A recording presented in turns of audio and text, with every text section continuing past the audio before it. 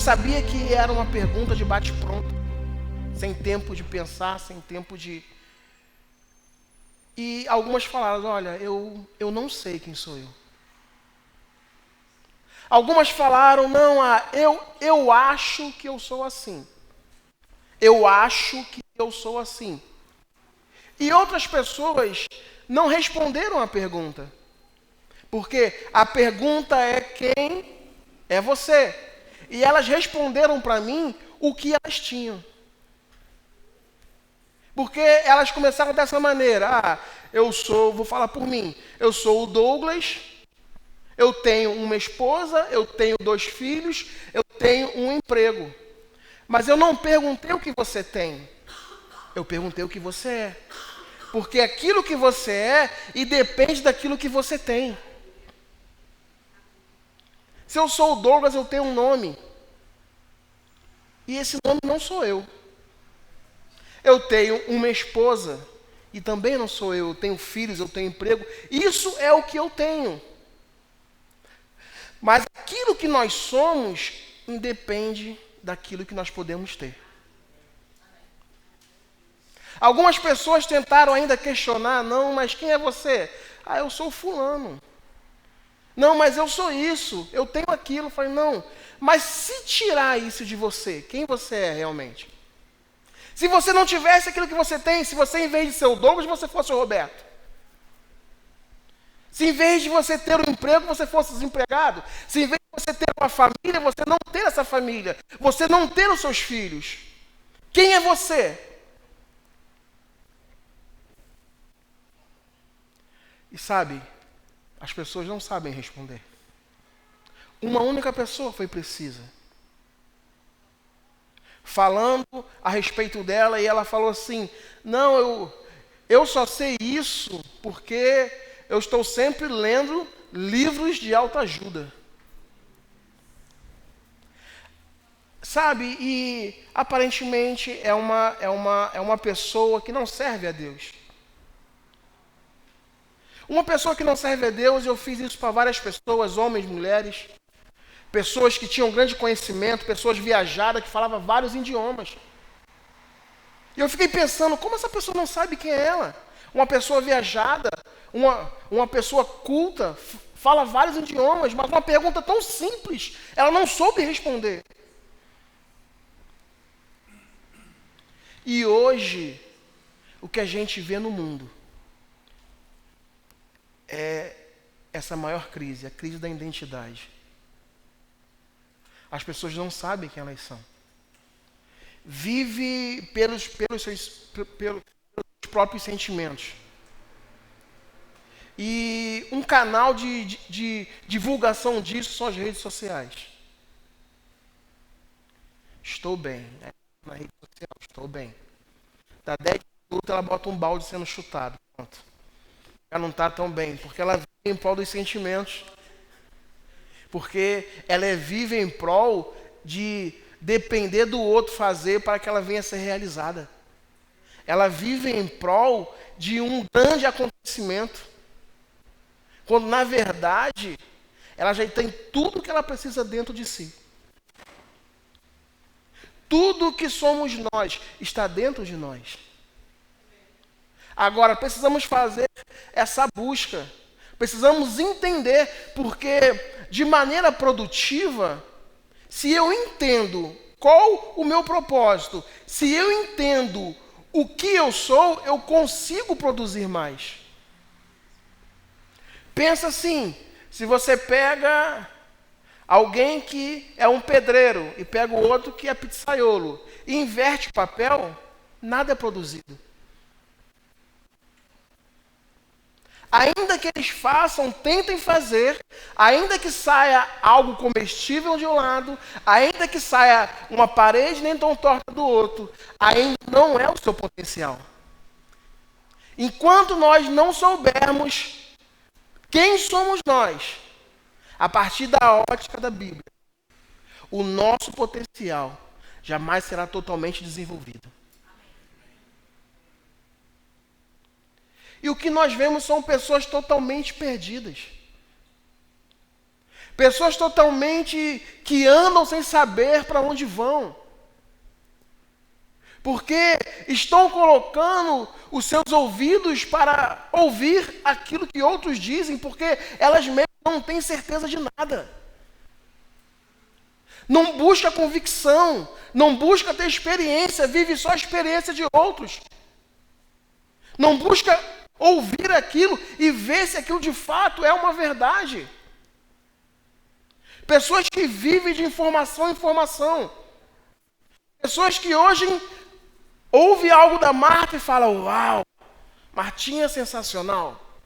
É isso mesmo, é verdade. No outro dia, o pastor Zenilton fala algo totalmente diferente. A Martinha já não serve mais. Aquilo que ela fala já não tem mais base nenhuma, porque agora eu estou me movendo por ele, por aquilo que ele fala. O mundo está dessa maneira. O que nós vemos no mundo é uma falta de identidade. Pessoas que não se conhecem. E quando nós falamos do mundo que não se conhece e nós vemos isso tudo acontecendo, quanto mais eu e você, que somos a igreja. Crentes que não conhecem o seu posicionamento sobre a sociedade, crentes que não conhecem o seu posicionamento com relação à família, crente que não conhece quem ele propriamente é, aquilo que ele foi criado para ser, aquilo que é o propósito da sua existência. Você sabe que cada um de nós aqui temos um propósito? Ninguém foi criado por acaso, ninguém foi criado e colocado aqui nesse mundo por acaso. Eu estava sem o que fazer, do nada, sem querer saiu a Michela aqui. Enviei a Michela, sem querer, caiu. Não, tem um propósito para ela, de vida para ela. O grande potencial dela é viver o propósito de vida e para aquilo que ela foi criada para ser.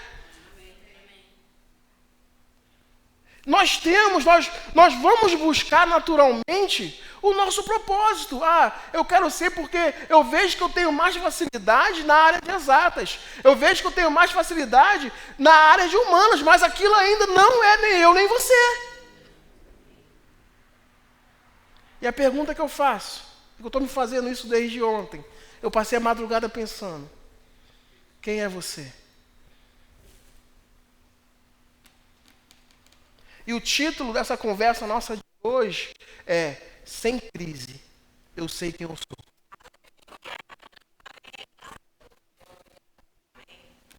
Nós precisamos saber quem nós somos, porque isso vai desenvolver o nosso potencial em Deus. Isso vai fazer com que, ao nosso crescimento, nós venhamos a fazer com que outras pessoas venham a crescer.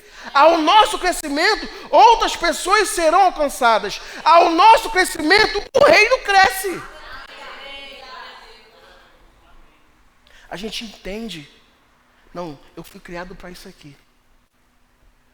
O meu propósito é esse. E sabe, independente de crise, independente de governo, independente de desafio, a pessoa que conhece, sabe quem ela é, qual o seu propósito, independente de qualquer coisa, ela vai realizar. Sabe que eles não tem como dar errado. Deus não coloca ninguém no mundo para dar errado. Deus não coloca ninguém no mundo para ser pequeno. A Bíblia diz, Gênesis 1:6, que nós fomos criados à imagem e à semelhança dele. Deus cria em comunhão alguém para ter comunhão com ele.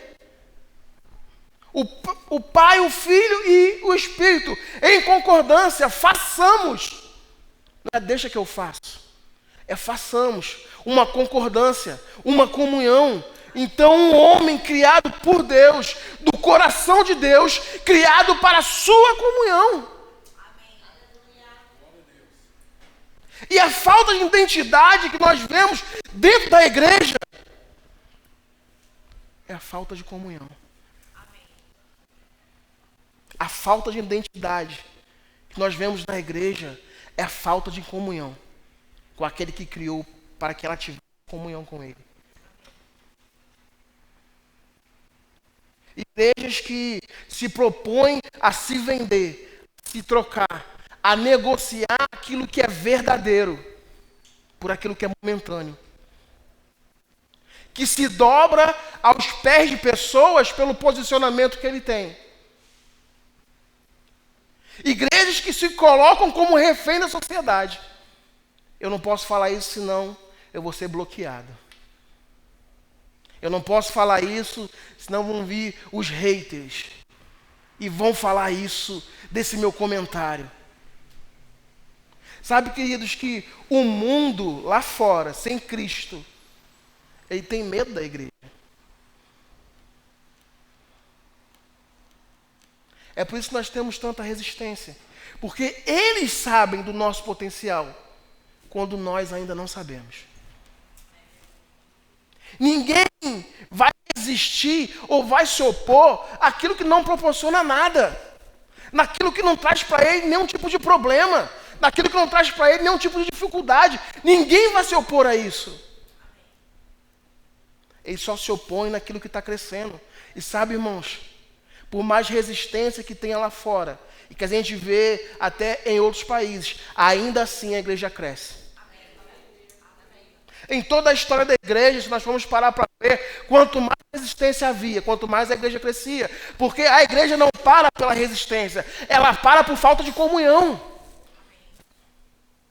A igreja não para porque está sendo atacada.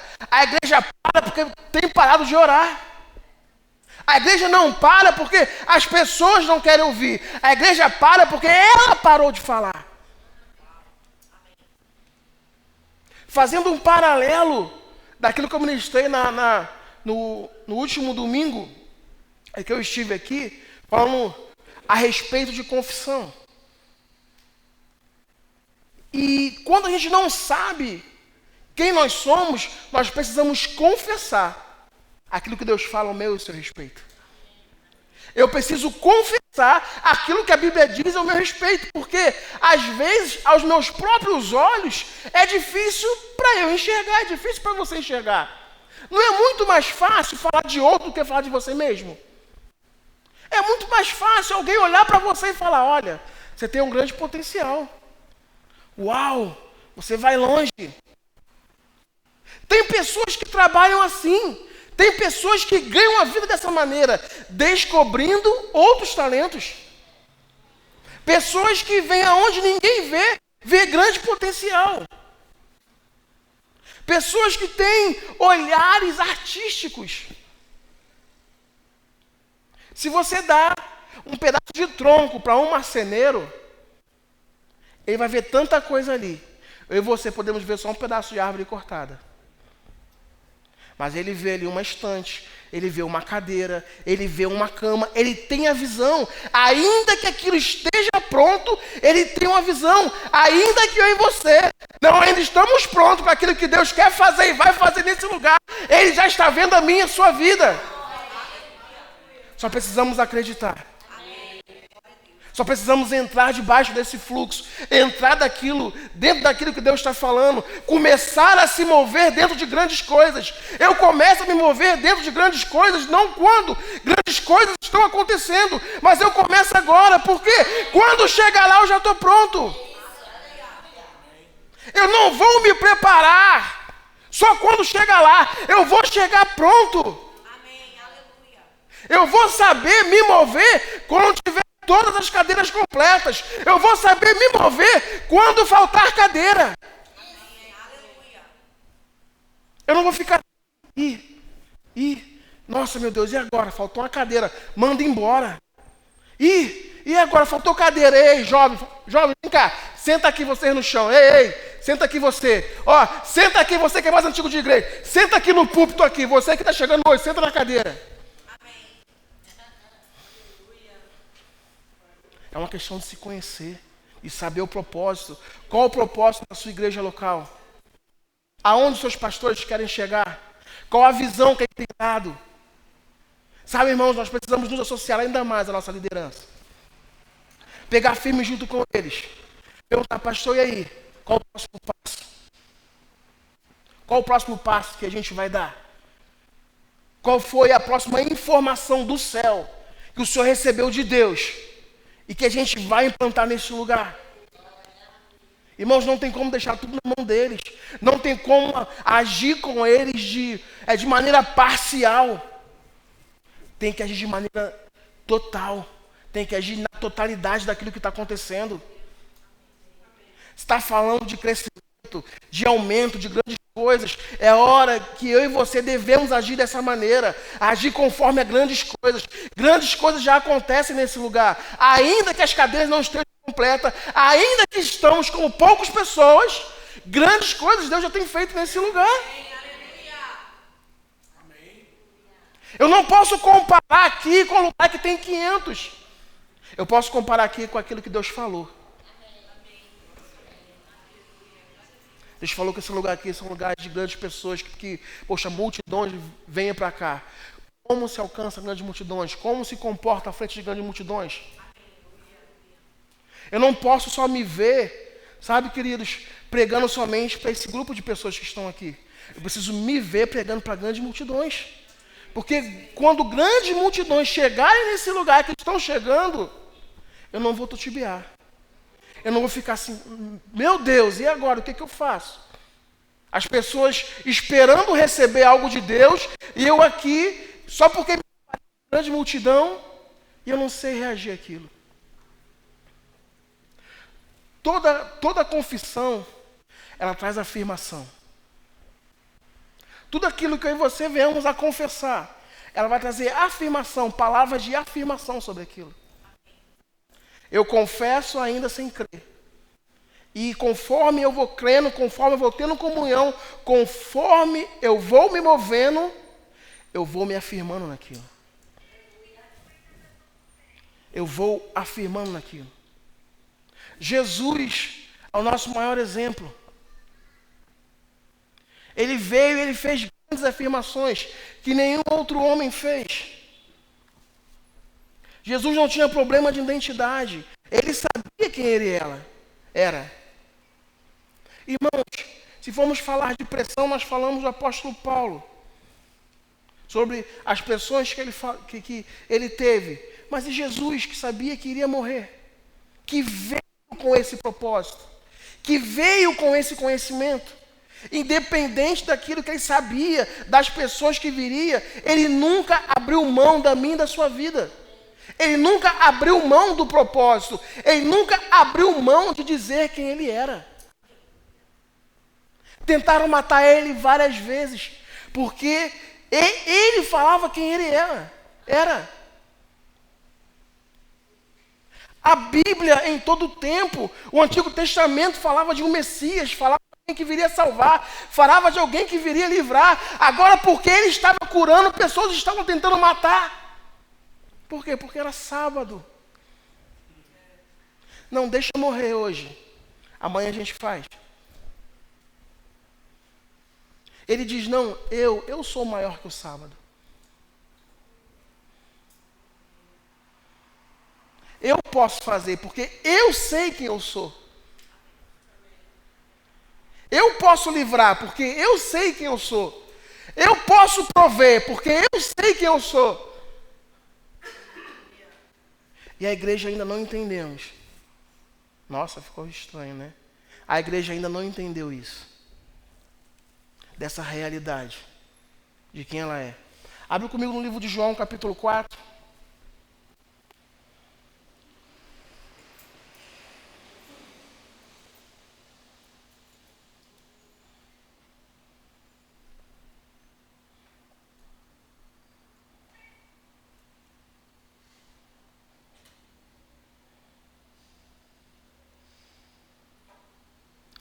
É uma passagem, é um texto que todos nós conhecemos.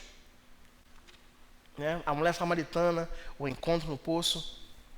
Mas veja bem, diz assim, a gente vai ler um pouquinho hoje. Verso 1. Quando, pois, o Senhor soube que os fariseus tinham ouvido dizer que ele, Jesus, fazia e batizava mais discípulos do que João, ainda que Jesus mesmo não batizava, mas os seus discípulos, deixou a Judéia e foi outra vez para a Galiléia. E era necessário passar por Samaria. Chegou, pois, a uma cidade de Samaria chamada Sicar, junto da herdade que Jacó dera a seu filho José. Achava-se ali o poço de Jacó. Jesus, pois, cansado da viagem, sentou-se assim junto do poço. Era cerca da hora 9. Veio uma mulher de Samaria tirar água. Disse-lhe Jesus, dá-me de beber. pois seus discípulos tinham ido à cidade comprar comida. Disse-lhe então a mulher samaritana: Como sendo tu judeu, me pedes de beber a mim que sou mulher e samaritana? Por quê? Ele responde: Porque os judeus não se comunicavam com os samaritanos. Havia uma rincha, uma rivalidade.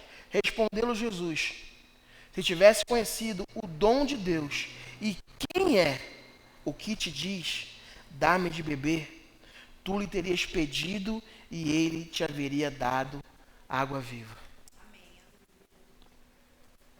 Fala assim, ó, se você soubesse com quem você está falando, se você soubesse com quem você está lidando, se você soubesse quem sou eu, ele faz uma revelação que os próprios discípulos ainda não tinham ouvido dele propriamente.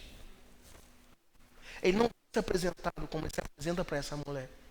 Uma mulher desconhecida, uma mulher que havia esse certo desconforto entre os seus povos. E agora ele pega uma pessoa que é totalmente desconhecida e diz para ela: se você soubesse quem sou eu.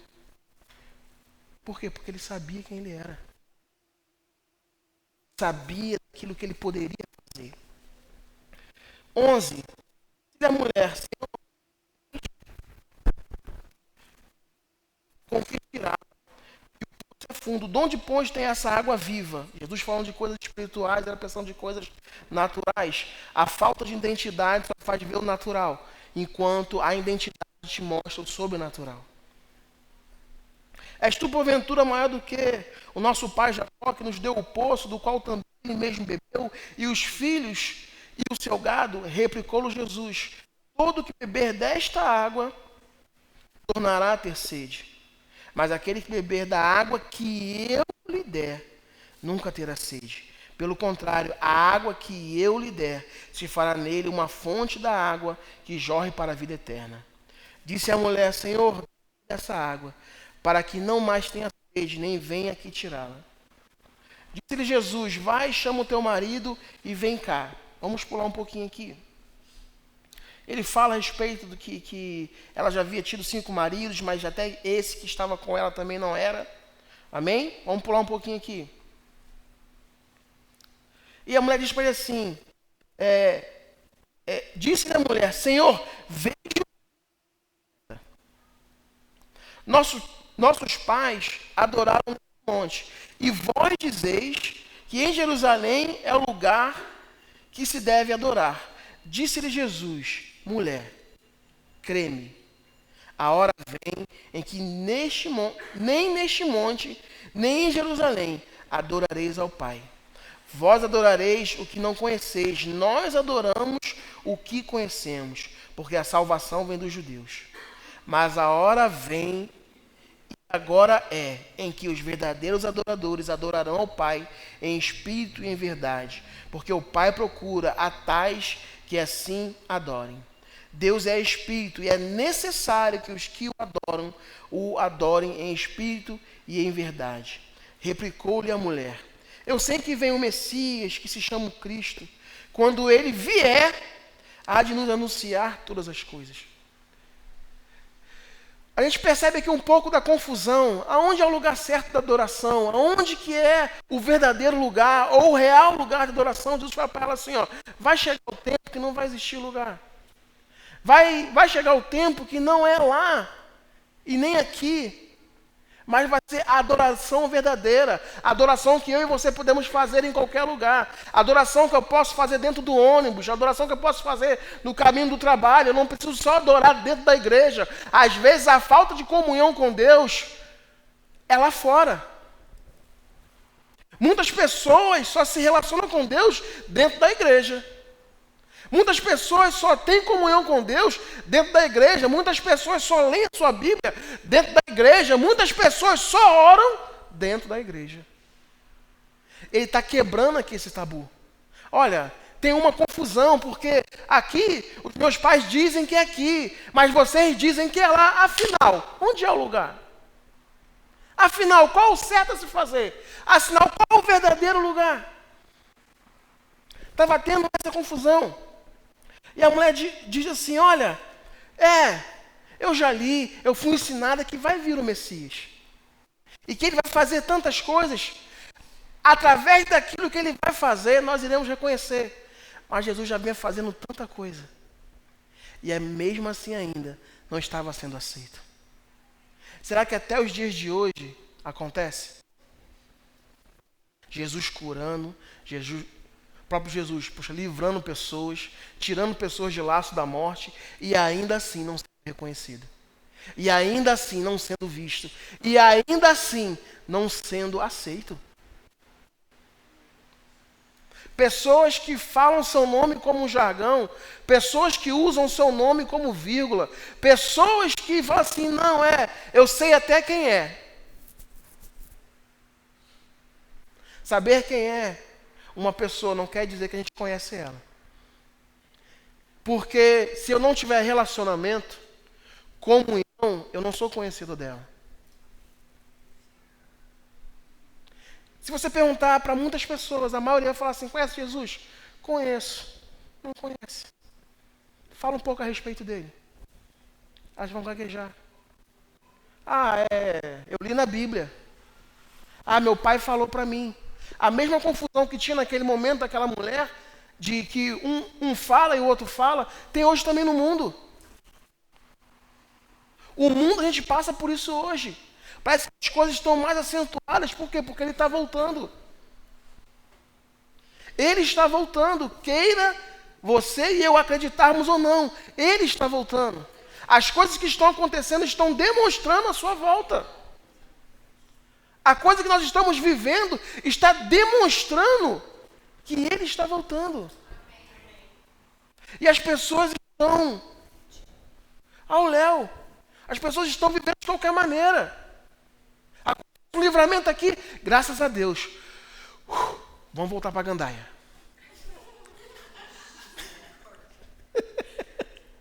Irmãos, a gente ri, mas é assim que acontece.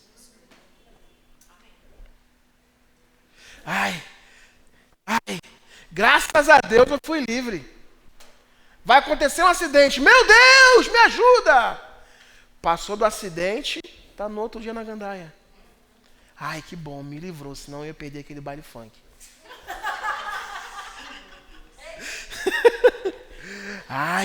Ainda bem que eu não morri, que eu tinha marcado aí para trair minha esposa.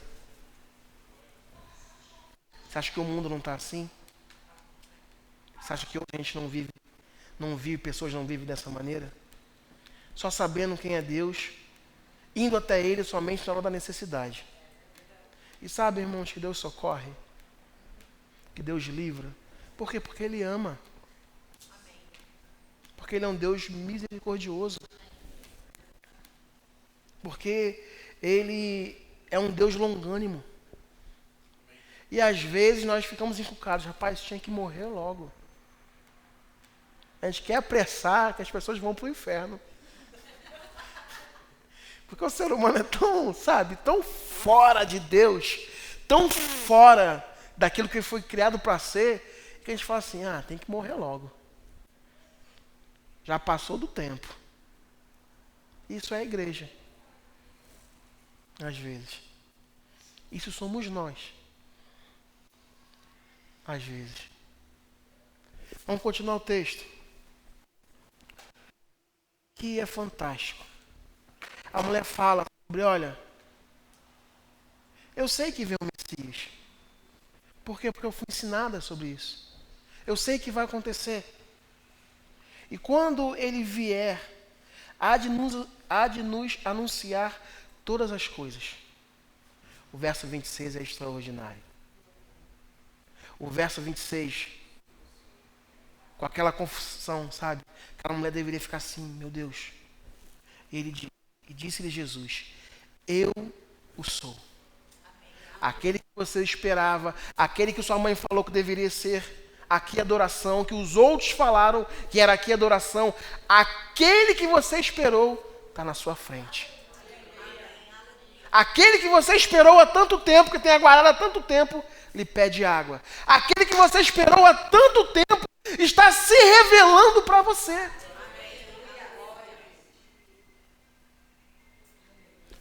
Aquele que você tanto leu, e tem feito tantas coisas. Cara, que extraordinário isso. Sou teu. Cara, que eu não sei como é que vocês se sentem com isso, mas eu fico. Parece que eu sento ali e fico olhando ali para a mulher. E ela assim, sem entender. É você. Vamos continuar. E nisso vieram os seus discípulos e se admiraram de que estivesse falando com uma mulher. Todavia, nenhum lhe perguntou: o que é que procuras? Ou por que falas com ela? Deixou, pois, a mulher o seu cântaro, foi à cidade e disse àqueles homens: vinde, veja um homem que me disse tudo quanto eu tenho feito. Será este, porventura, o Cristo? Ela ainda não tinha sido convencida. A maior confissão que ela ouviu da boca do próprio Deus, do Filho de Deus, ela ainda não havia se convencido. Por mais que ele estivesse fazendo todas as coisas que ele tinha feito até aqui, por mais que ele faz a confissão que os seus próprios discípulos ainda não tinham ouvido dele próprio, andaram com ele, viveram com ele, comiam com ele, bebiam com ele, dormiam com ele, e agora alguém que era estranho recebe a maior notícia que se aguardava. E ainda assim, não acreditou. O mundo age assim. O mundo olha para dentro da igreja e não entende o porquê a gente é tão feliz. E não entende o porquê a gente vem para cá todos os cursos, a gente participa de todas as coisas. O mundo não entende, ele taxa a gente de quadrado. Ele taxa a gente de louco. Ele taxa a nossa vida como pessoas desequilibradas. Dizem que nós viemos para cá para encher o bolso de pastores de dinheiro.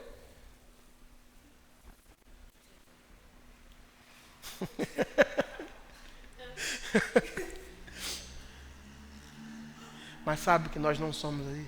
Nós não somos nada disso. E às vezes nós ficamos com essa informação. Sabe, queridos, a Bíblia diz que no mundo há muitas vozes e nenhuma delas é sem sentido. A minha mãe tem uma voz, meu pai tem uma voz, minha esposa tem uma voz, o dinheiro tem uma voz. Mas sabia que Deus também tem uma voz? E qual é a voz que nós temos mais colocado o nosso coração à disposição? Eu não vou falar nem ouvido, porque ouvir, a gente pode ouvir muita coisa, mas colocar o coração à disposição. Porque aquilo que eu me coloco à disposição, que eu me debruço sobre aquilo, que eu paro para prestar atenção naquilo, vai ser aquilo que eu vou viver. Quando nós não vivemos o Evangelho plenamente, como ele chama eu e você para viver, é porque os nossos ouvidos estão postos em outras coisas, que estão competindo com o Evangelho, que estão competindo com as verdades que Deus diz sobre a mim e sobre a sua vida.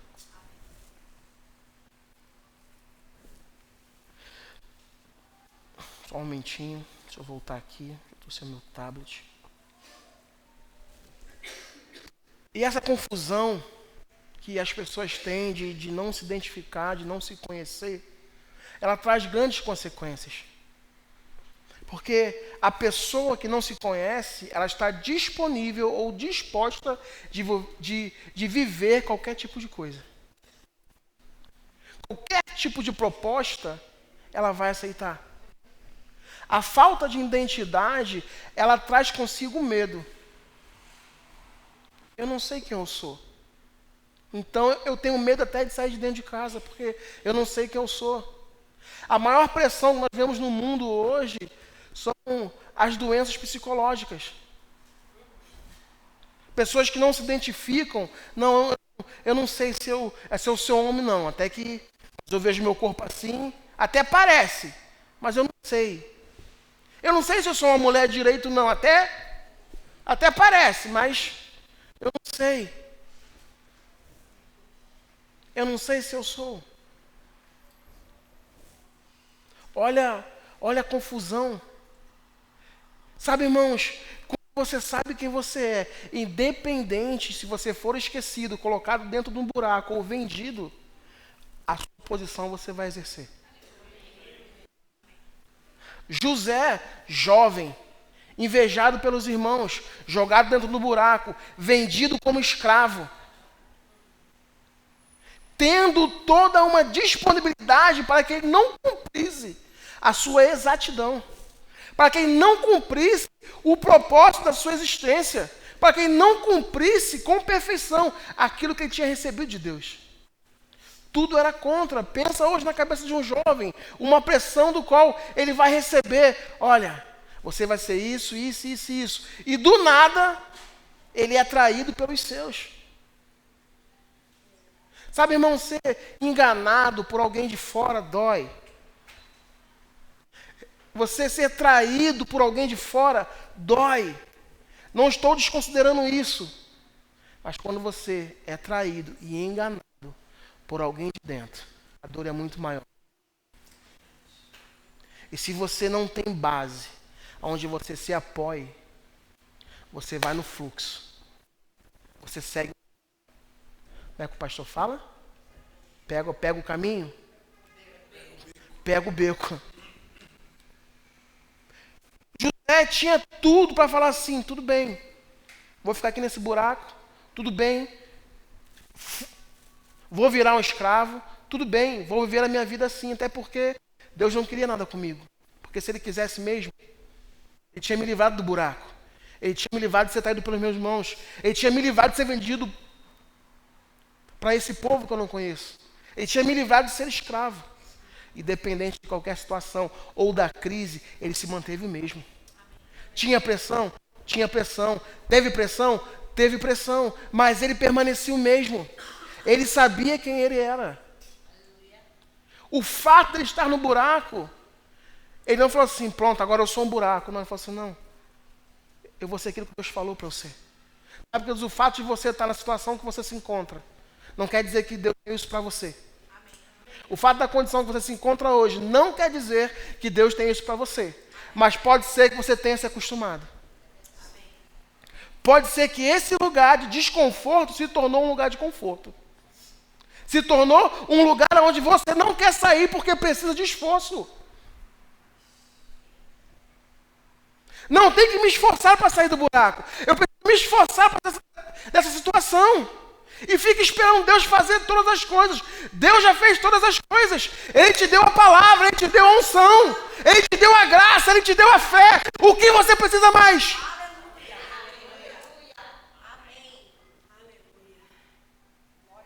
A falta de conhecimento faz com que um povo que era numeroso, grandioso, fosse preso por outro que era menor. O Império Romano, sabe como é que ele dominava e fazia com que o seu exército fosse fortificado e fosse maior? Ele não vinha, dominava um reino e matava todo mundo. Ele matava a cultura. Ele matava a linguagem.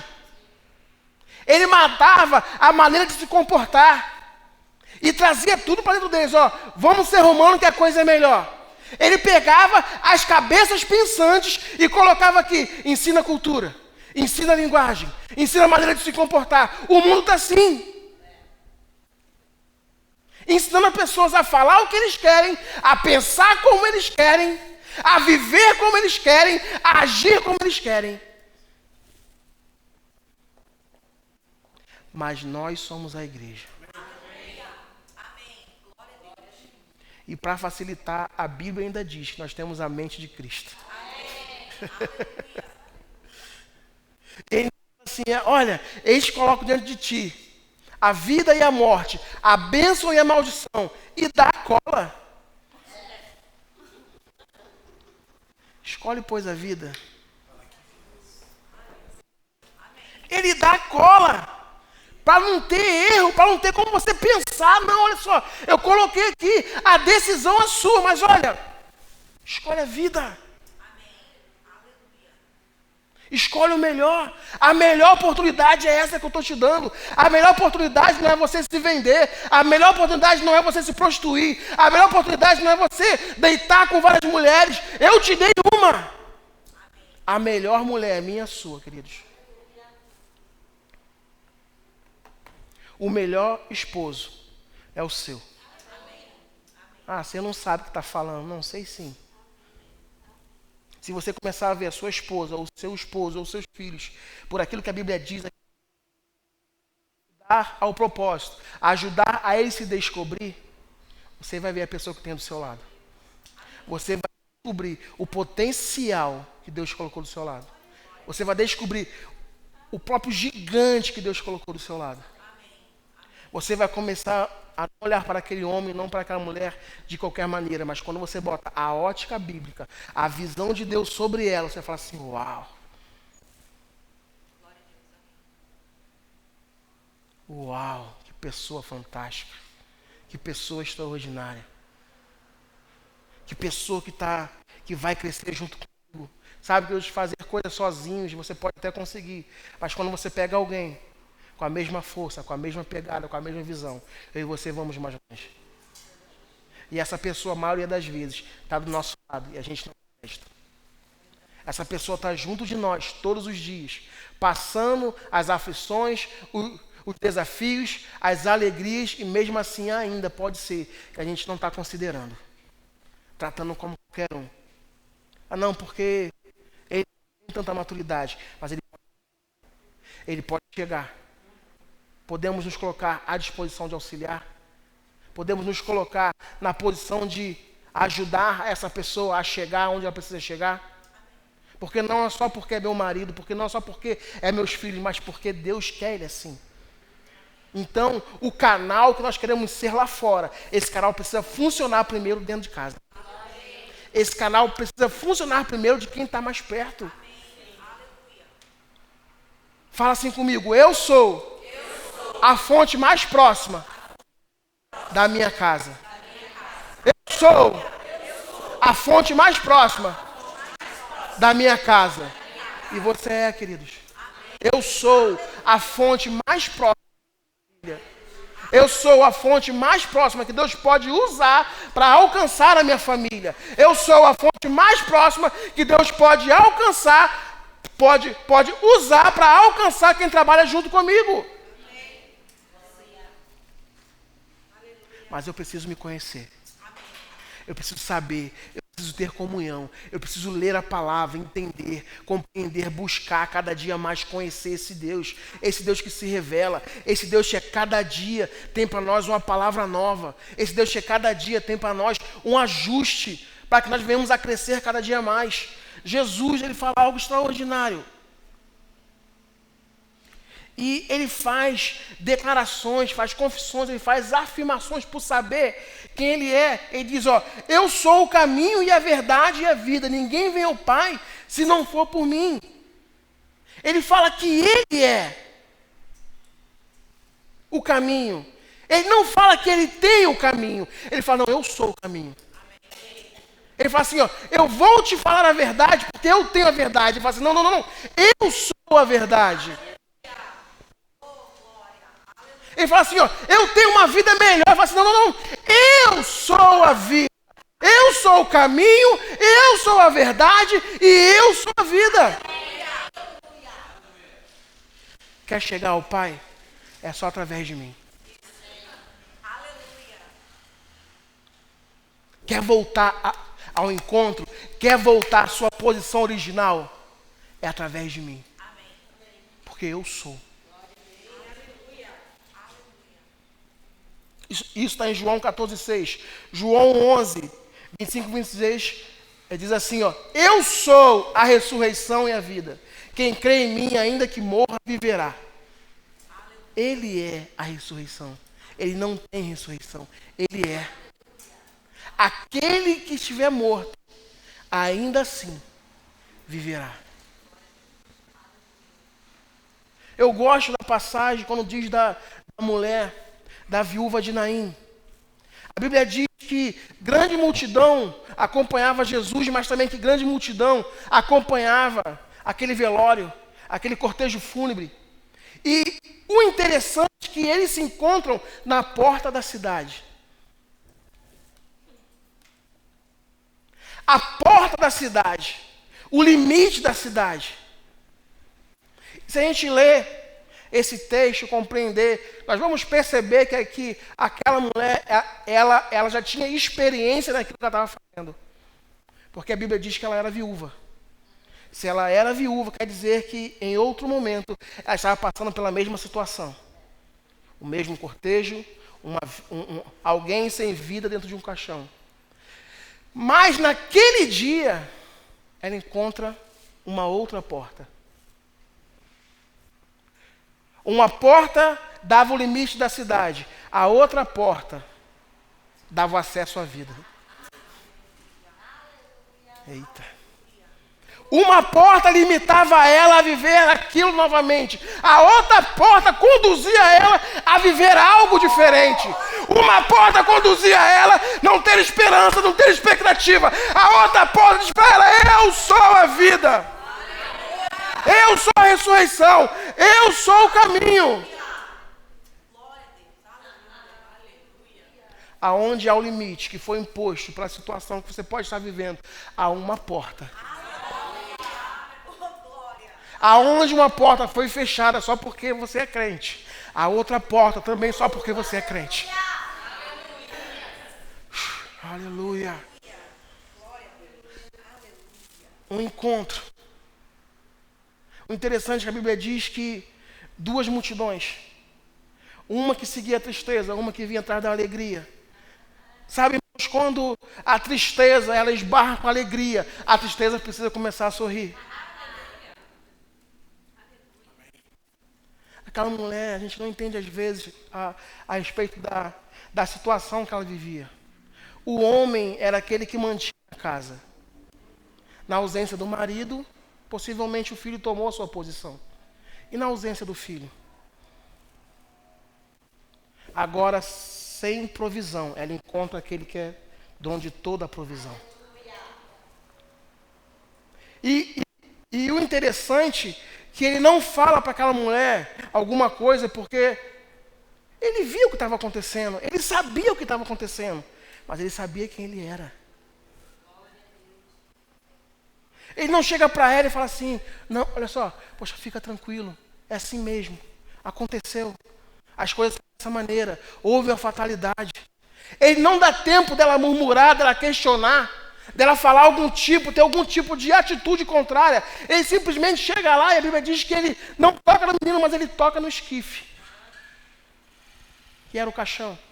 E o interessante é que duas multidões pararam. Aqueles que seguiam a mulher e aqueles que seguiam ele. Porque, poxa, a Bíblia diz que aquele que tocar em algo que fosse, algum tipo de pertence, que fossem de alguém que estivesse morto, ele seria impuro. As duas multidões sabiam daquilo. Mas aqueles que estavam aqui acompanhando Jesus, falam assim: o mestre se tornou impuro. Cara, ó, se sujou. Entrou na onda de todo mundo. O interessante é que ele fala assim: jovem, levanta. Irmãos, que autoridade é essa? Aquele que conhece quem é, tem autoridade. Aquele que conhece quem ele é, ele tem autoridade. Ele sabe da autoridade que está sobre a vida dele. Ele sabe exercer a sua posição de autoridade. Jesus não estava nem aí para que os outros vão dizer, para que os outros vão falar. Sabe que ali estavam grandes espectadores, mas ali também estavam pessoas que estavam buscando um meio, um caminho para matar, para condenar, para julgar. Mas ele não pensou nem nisso. Ele falou assim: vou restituir. A morte encontra com a vida e a vida ganha. A falta de expectativa se encontra com aquilo que tem todas as coisas, que retém todo o poder nas suas mãos. Ele devolve o filho àquela mulher. Ele fala que após aquele acontecimento, aquela notícia se espalha sobre aquela vizinhança. Aquela notícia é dita, é informada. E ainda assim, as pessoas não acreditam nele. Sabe, queridos, é tempo de nós continuarmos a fazermos as mesmas coisas. Não é porque estão fechando as portas que nós iremos parar. Fechou a porta, a gente continua falando. Porque, queridos, não tem porta fechada para Deus. Se para Deus não tem porta fechada, não tem porta fechada para a igreja. A Bíblia diz que nós somos a igreja. Qual é a porta que vai fechar para mim e para você? É a porta que eu e você deixarmos. É a porta que eu e você decidirmos a falar assim, não era de Deus. Uma grande desculpa que nós usamos é, seja feita a vontade de Deus. Mas qual é a vontade de Deus? É que a porta se permaneça fechada? É que esse lugar não seja alcançado? É que essa pessoa não volte para Cristo? É que esse meu filho que ainda está nas drogas, ele não saia, não seja liberto, não seja livre e venha adorar junto comigo? Seja feita a vontade de Deus. Não, irmãos, isso é desculpa que a gente dá. Isso é desculpa para não fazer aquilo que é necessário. Isso é desculpa para não andar segundo a palavra. Isso é desculpa que a gente dá porque a gente não conhece, não nos conhecemos como a Bíblia diz que Ele nos vê. Aleluia. Você está sendo edificado? Amém. Amém. Eu também estava sendo muito edificado, isso na madrugada, querido.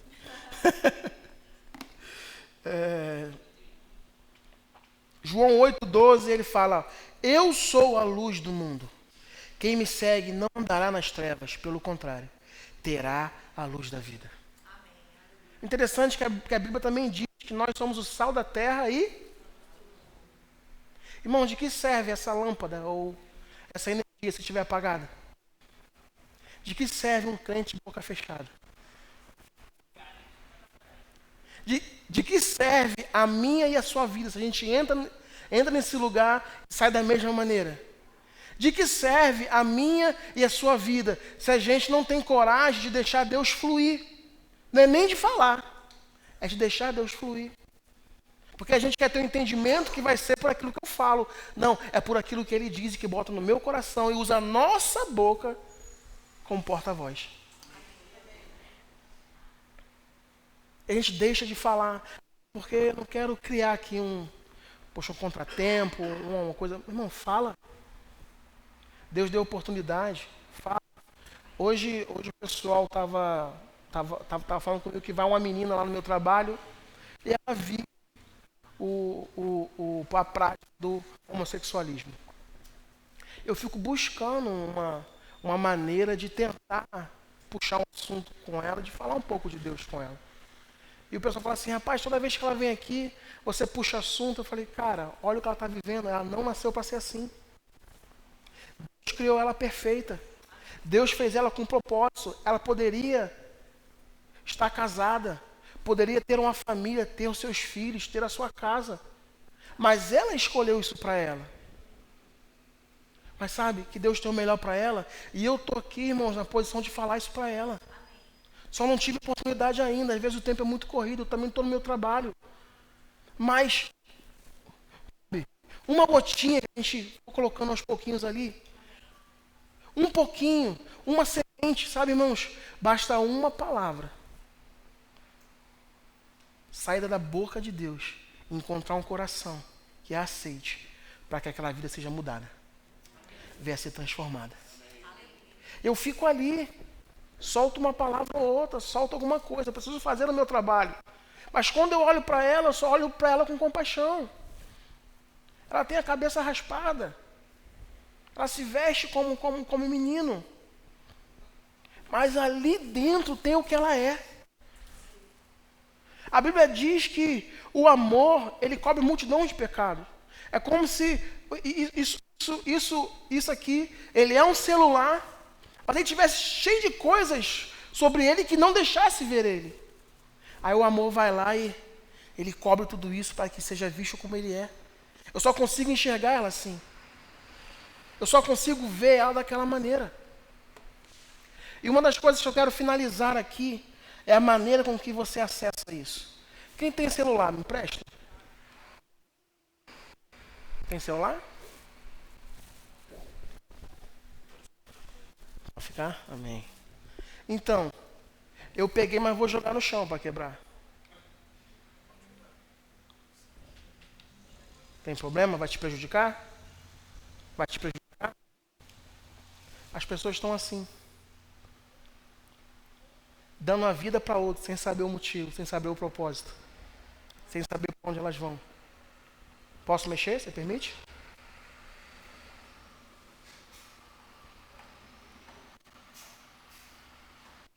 Tem uma senha, mas eu quero ter acesso. Eu não tenho acesso. São coisas importantes para você. Quer dizer que coisas importantes que você precisa estar dentro disso aqui. Coisas importantes que eu e você precisamos também estar dentro de nós. A informação que está dentro. Eu fiz isso aqui como exemplo porque Deus me deu esse exemplo. Pessoas entregam a vida para outras e outros estão destruindo porque ela entregou a vida sem saber. Deita comigo. Amo tanto você. Engravida. Deixa sua família. Eu sou melhor que ela.